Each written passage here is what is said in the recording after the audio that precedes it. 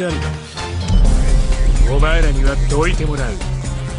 Hey guys, welcome back to another video. Where today guys, I am back with another tutorial video on Bounty Rush Academy, and today's is going to be on a video that I'm pretty sure many of you have been waiting for, and that is the runner guide. You guys know what runners are. They just, run around, grab flags, and overall be extremely annoying, and depending on the runner, they can be unkillable at times. So yeah, this guy is going to give you all the information you're going to need to start maining the runner guide, or just, get started on it, just the basics. So as per usual in my guide videos, I'm going to be going over 4 things. A, what type of runners are there in the game? What are the different types of runners? B, what character should you go for in the runner class? C, what medal should you use on runners to get the most out of them? And lastly, D, how do you play the runner class? So you guys know how it is. Here are the timestamps. If you want to skip ahead to a certain part, there it is. Go ahead and do it. And without any further ado, let's hop into lesson number 1 and get started. Alrighty guys, so as I said in the intro, we're going to be starting off with lesson number 1, and that is, what are the different types of runners in the game? So unlike attackers and defenders, runners aren't determined by their traits. Rather, they're determined by what their skills are and how much damage they can deal. Let me just start off by saying what are the 2 different types of runners. There's the pure runners, and then there's the attacker runners. Pure runners are just meant to grab flags. You cannot fight with this runner. You can fight with them, but you're not necessarily going to win the fight because the person doesn't necessarily hit hard, or he doesn't have the skills to actually necessarily deal damage. You know what I mean? While attacker runners, these are runners that can run around, grab flags and whatnot, but they can also run around and fight people if it's necessary. Let's take Blueno for instance, the blue runner Blueno. This guy is a pure runner because not only is his skills designed to run around the map and stuff, he doesn't necessarily deal a lot of damage. Blueno doesn't deal any sort of damage at all. His normals are just mediocre. His skill 1 doesn't deal any sort of damage either. It's just, Blueno is just not meant to fight people at all. This guy is just meant to run around and grab flags. While if we take someone like Stampede Boa, for instance, Stampede Boa is an attacker runner because not only can she run around and grab flags, she can deal a crap ton of damage. But Stampede Boa, when she first came out, was broken. She was crazy. If you got entranced by her, you were dead. She did so much damage and it was just insane. So yeah, she's an example of an attacker runner, while Blueno is an example of a pure runner. I hope you guys get what I'm trying to say from this. So pretty much you can determine what a runner is just by looking at their skills and just judging by how much damage they can deal at a time. So yeah, that's it for that. There's not really much else to say for this because, as I said, there's not really any categories that split the 2. It's just based off their skills and damage. So that's it for lesson number 1. Let's move on to lesson number 2, shall we? Alrighty guys, so as I said previously, we're going to be going into the next lesson of today's video, and that is, what character should you go for when it comes to the runner class? So many of you know this by now, but there's 3 different types of characters in this game. There are the EX characters, the Bounty Fest characters, and the Step Up characters. We are going to start with the EX characters first, as it's the main type of characters that many people say they're Rainbow Diamonds for and whatnot. So when I'm talking about these characters, I'm going to be basing them off 2 things. 1, how easy the character is to use, and 2, how often do you see them in League. So that way you get the most out of your Rainbow Diamonds and you're not going for a trash runner that's not even good no more. So if that sounds good to you, let's move on to the first EX. Now, the first EX I'm going to be talking about is a runner that just came out. He's still new, and despite him having a bit of counters to him, he's still insanely good. Really balanced, I would say. A lot of people say he's not, but to me, he's balanced, and that character is Kamusari Shanks. This Shanks is really good, a really good runner, I will say. Me personally, I don't think that he should have been an EX. I believe he should have been a Bounty Fest character. That's me though. I just don't like the fact that he became an EX because he did one move, but it is what it is though. At the end of the day, he's still really good. In my opinion, he's balanced. He's not broken. He's just the right amount of good, and he's not bad at all. If you're wondering what makes this Shanks so good, it's the fact that not only does this guy can get his hockey state by grabbing a flag or doing skill 2, this guy can resist stagger, being down and knocked back, and stas effects, all while grabbing a flag. Of course, you need your hockey state to nullify stas effects, but when you start grabbing that flag with your hockey state, you're gonna resist stagger, being down and knocked back. So pretty much Shanks is just gonna be it's gonna be impossible to get Shanks off that flag if he has his hockey state. And on top of this, Shanks introduced a brand new gimmick called KO Possible. What KO Possible does is, if the enemy's HP is 30% or below, he will one-shot them. It doesn't matter if they have an extra life. It doesn't matter if they have the 1 HP trait. Shanks will ignore it, and he just straight up one-shots them. It's a really good trait, and it's not too broken because it's really easy to just dodge, because all you gotta do is just not get hit by his skill 2 and you'll be fine. And yeah, as I said, Shanks really good. I will say go for him if you want him. But with that out of the way, let's move on to the second EX, shall we?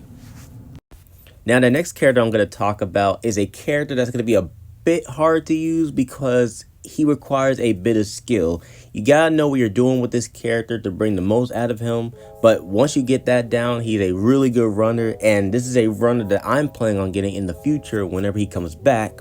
And that is EX Awakened Form Lucci. This guy, despite him having the difficulty of knowing how to use him, he's still a really good runner, because not only is this guy able to switch between his awakened and base form, he's just overall a really good runner and can be extremely annoying in the right hands. If you're wondering what makes this Lucci so good, it's the fact that this guy, as I said, can switch between his base and awakened form. And when he does switches, it changes his class as well. His awakened form is his attacker form, and his base form is his runner form. And on top of this, Lucci also have the abilities to resist stagger, being down, and knock back. And if you're wondering about stas effects, he doesn't nullify them, rather he reduces how long they last on him. So really, you don't really have to really worry about stas effects all that much when it comes to Lucci, really. And if that's not enough, Lucci introduced a brand new stas effect called Claude. If you're wondering what Claude does, not only when Lucci hits you, it will deal fixed damage if it's inflicted on you. This stas effect will also cancel out hold down skills, meaning any character that requires you to press and hold down the button, like let's take Dark Runner Rogers Kamusuri for instance, right? That's a hold down skill. If Lucci is able to inflict claw on that Roger, he can no longer do that skill because it's a hold down skill. So this also means that tag switch characters are countered hard by Lucci. As many of you know, you need to hold down the normal attack button to tag switch. If Lucci inflicts Claude on you, you can't use your normal attacks, meaning not only can you not fight properly, you also can't even switch to the other character to save yourself. So yeah, Lucci is a direct counter to every single tag switch character, which there's only 2 of them, but still, it's something to mention. And I should also mention too that Lucci has the ability to go invisible on the minimap, as you saw when I showed that little video. He can also turn invisible on the minimap, but that's only if he's 70% or more of his HP and he's in his runner form. So yes, I personally love Lucci a lot more than Shanks. I could be a bit biased though, because he is a blue element. You guys know how I feel about my blue elements, but yeah, overall, Lucci's a really good runner. I will definitely recommend going for him. And with that out of the way, let's move on to the last runner of this EX category. Now, the last runner that I'm going to be talking about for the EX category is a runner that was dominating League for a good while.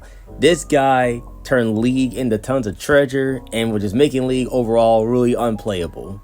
Now, we have a lot of counters to him now, but it doesn't change the fact that he's still a really good runner to this day. And that character is Dark Runner Roger. This guy single-handedly turned League into tons of treasure for a few months. And let me tell you guys, if you didn't had Film Red Shanks or Ray Zoro or Ray Sanji, bro, you stood no chance, man. Like, this Roger was just making League so unplayable. Just it was so unbearable, man.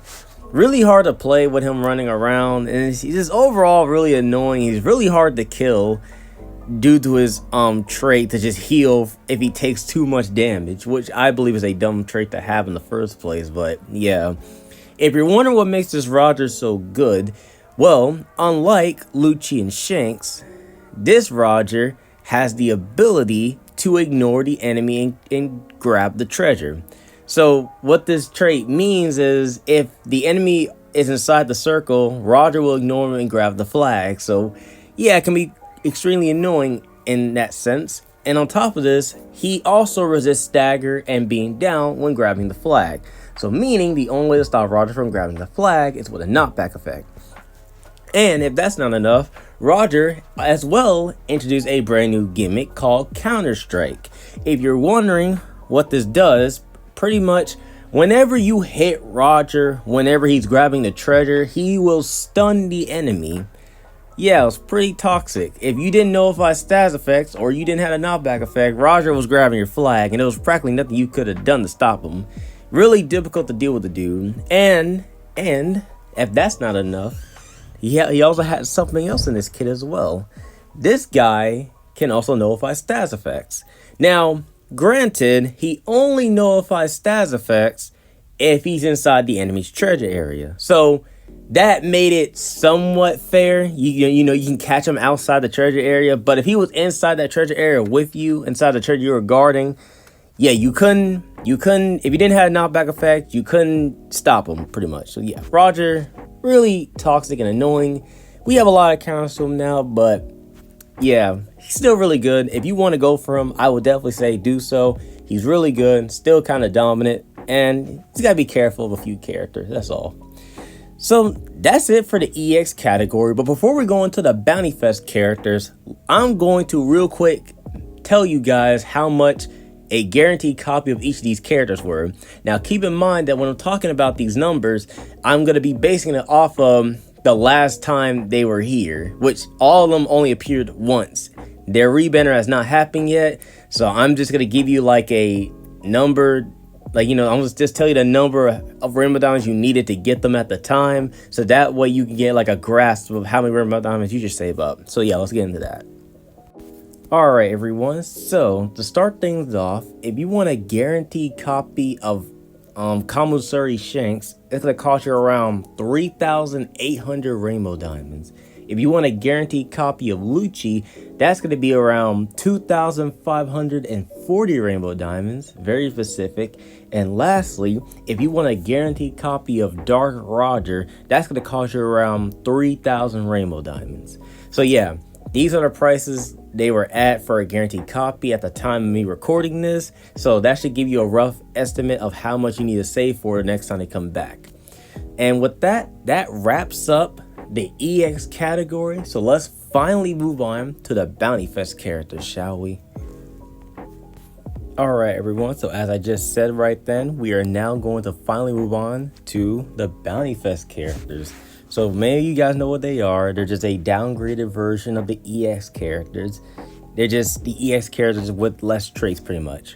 So as I done in my previous guide videos, I won't be able to fit all the characters in one screen and talk about their traits and whatnot. And if I were to talk about them individually, the video will be way too long. So instead, I'm just gonna put the characters on the screen right now. These are all the characters that you could probably use in League. Some are better than others. Like, let's take the Halloween Uta, for instance. She's new. She's like the newest one, and she's definitely the best one out the bunch. While characters like Raid, Frankie, and King are a bit harder to use. I think if you get them to 6-star, you could try to do something. You could put up a decent effort with them, you know. Of course, some are just going to be better than others, just how the game is. But yeah, in my opinion, these characters right here are not too bad. If you want to use them in League, you can. Just know how to use them properly. You'll just be fine with them. And yeah, pretty short, you know. But like I said, I will be here all day, but we're talking about them individually. So with that, let's move on to the step-up characters. Alright everyone, so here we are with the final category of characters, and that is the step-up characters. So you guys know what they are. They're just a downgraded version of EX and Bounty Fest characters. However, EX characters tend to struggle a bit because the stats they have and the traits they have don't really necessarily reach their requirements for them to be good. It's kind of rare for an for a step-up character to be good. So yeah, there's not many step-up runners right now. I'll be honest, guys. We haven't had any new step-up characters in a good while.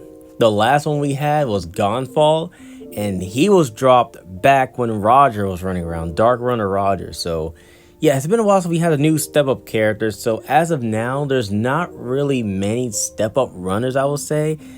I'd say there's only 3 runners that are viable, and I'm going to put them on the screen right now. I say like the best one out of these 3 is Kobe. Kobe is definitely the best one. But Vista and Filmred Nami, these 2 are kind of hard to use. Kobe's, like I said, is the easiest one. But even then, Kobe still kind of struggles a bit. So yeah, these 3 aren't necessarily the best. But if you want a step-up runner, then I would suggest one of these 3, as there's not really any better options right now. So yeah, guys, that wraps up for the character category. We're finally done with that, and now we can finally move on to lesson number 3, and that is the medals. All right everyone, so now here we are finally with the 3rd lesson of today's video, and that is what medals should you put on your runner to get the most out of them. So obviously many people tend to use medal sets like the triple Kaido set and whatnot. But me personally, I don't like to use that medal set on runners. Rather, I leave that for attackers or sometimes defenders, depending on who it is. The main medal set that I like to use a lot is my favorite medal set, the runner medal set. Now, many of you players may know this medal set by now. It's the Bella White medal, the Scalpel medal, and the Lucy medal. This, for the longest time, has been known as the best medal set in the game for runners, because not only does it provide you with a lot of capture speed, it also provides you with HP recovery when you grab a flag. It can be really helpful for runners who don't have HP recovery when they grab flags. Now, obviously, many of you players, including myself, don't even have the Lucy medal. I mean, yes, there is the event medal shop thing, but that behind a paywall. So if you're free to play, you can get the Lucy medal, but fear not, there are some replacements for this medal. You can use this medal, the Fire Fist Pistol Red Hawk medal, or you can use the Bounce Man medal. You can use one of these two to substitute it, because both of these medals provide you with the Dressrosa tag as well as the other tags that Lucy medal has. So yeah, it works out for you. Now, by chance, if you have the Kongun medal, I think that's what it's called. I could be wrong. I don't remember entirely off the top of my head, but I think it's called the Kongun medal. If you have that medal, which this provides you HP recovery when you grab a flag, I advise putting that on too. That can work as a substitute as well, because it's the same tags and you get an HP recovery when you grab the flag. Sure, you don't have the Dressrosa tag, but you got all the other tags, so you'll be fine, really. It's not that big of a deal, really. And now, let's move on to the second medal set that I use for runners. This medal set is kind of similar to the one I just talked about, but instead of Dressrosa, it's for the Animal Kingdom pirates. This medal set right here, the Elephant medal, I don't know how to freaking say it properly. That medal, the Wildfire, no, not Wildfire medal, the King medal, and the, what's it called again? The Jackima Monster Form medal. There it is. These medals provides the same things as the previous medals I just showed you. It provides you capture speed as well as HP recovery when you grab a flag. Now, notably, this medal set is kind of a bit more hard to use because there's 2 event medals on it. So yeah, it's not necessarily free to play friendly, I would say. So I would definitely say your best bet is to use the Dressrosa capture speed set. I would definitely say use that whenever you can get the characters to make the medals and whatnot. But if you really want to use this Animal Kingdom Pirate set, you can. It's just like a secondary option you can use and a substitute for the set. Now, by chance that you don't have any of these sets, if you don't have any of them, then that's fine too. Just run a damage increase set. Just slap on triple Luffy set, or heck, triple Kaido set, and you're good, okay? But me personally, when I play as runners, I want to have as much capture speed as I possibly can get, because your main goal at the end of the day is to run around and grab flags. So a little bit of capture speed would not hurt no one. And that wraps up with lesson number 3. So let's move on to the final lesson of today's video, shall we? Alrighty, everyone. So here we are with the 4th and final lesson of today's video, and that obviously is how you should play the runner class. Now keep in mind that when I'm talking about this, I'm not telling you how you should play the game. I'm just simply giving you some tips and advice to help you stay on the right path when it comes to playing as runners. And also keep in mind too that some of this stuff could be based off of how I play runners, so it could just be entirely opinion based. So without any further ado, let's hop right into it. So first things first, when the match starts off, since you're a runner, or if you're like the only runner on your team, you need to go for mid flag. I cannot stress this enough. You need to go for mid flag. Everyone knows mid flag is the most important flag in the game. It controls the game.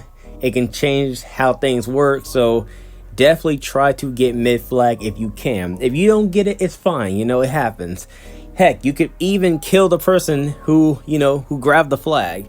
Now, hopefully, if your teammates are smart, they are going to follow you to mid flag, or one of them at least is going to follow you, because let's be honest here, people, you're going to get jumped.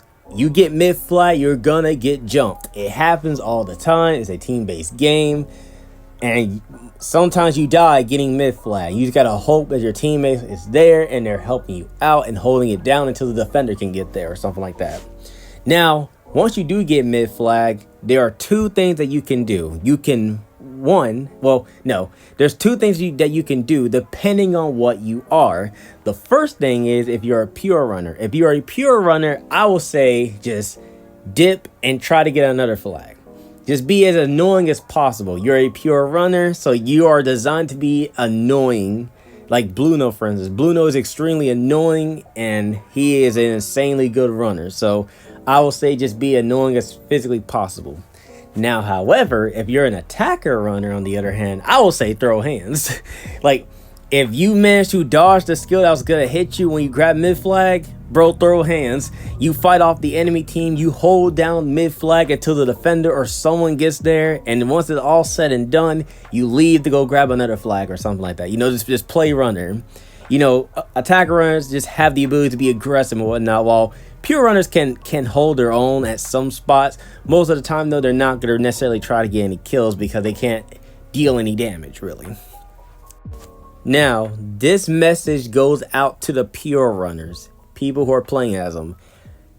The map is your best friend. I cannot stress this enough. You need to be aware of stuff. The map is your best friend. Watch that map. You need to know if you can go for certain flags, you know, like take, for instance, S-Snake. We all know that S-Snake can teleport to the flag furthest away from her. Okay, the flag that you want to get to is a flag that's right next to the flag that she's farthest away from. You know in the back of your mind that you can grab it because, for one, S-Snake is distracted, and 2, even if she did teleport, 9 out of 10 she can't even do skill 2 because it's an S-Snake player. Let's be honest here. S-Snake spam their skills. They aren't going to have their skills most of the time, so you can most definitely grab that flag in time, or she won't be able to stop you in time. So it's all about knowing when to make plays like that. You got to know if you can get that flag that you want to get, or if you want to back cap. If you want a back cap, that's a different story. You need to watch the enemy's health bars. You need to see if anyone's dead. If anyone's dead, I don't advise back capping, because if you go over there, what do you think is gonna happen? They're gonna respawn. They're right next to you, and they can easily just take you out. Well, well, it really always depends on what runner you are, really. But if you're a swishy runner who can die easily, then yeah, you're gonna get destroyed. However, if you watch the health bars and whatnot, and you see that everyone's alive, no one's near you, and you know no one's gonna be watching that map, that's an easy back cap and an easy flag grab. You know what I mean? Just be aggressive as possible if you're an attacker runner, and be annoying as possible if you're a pure runner. You know, it's just all about knowing what to do as a runner and just acting accordingly. You know, that's pretty much about it when it comes to playing as runners. Runners, to me, is like the second funnest class in the game besides defenders. And overall, it's just really just you running around being a rat. So yeah, guys, that's it for today's video. A lot of me yappering, but we did it though. I know some of you guys have been waiting for this video, and I finally got it out. So I hope this helps someone out there who wants to start the runner class, or heck, wants to become a runner main. So again, I hope this helps someone out there. If you guys did enjoy the video, make sure you smash the like button, subscribe, and turn on post notifications. Just show a little support, because these videos take a long time to make. Support helps. I greatly appreciate it, and I'll of course see you guys in the next video. All right, peace out, everybody.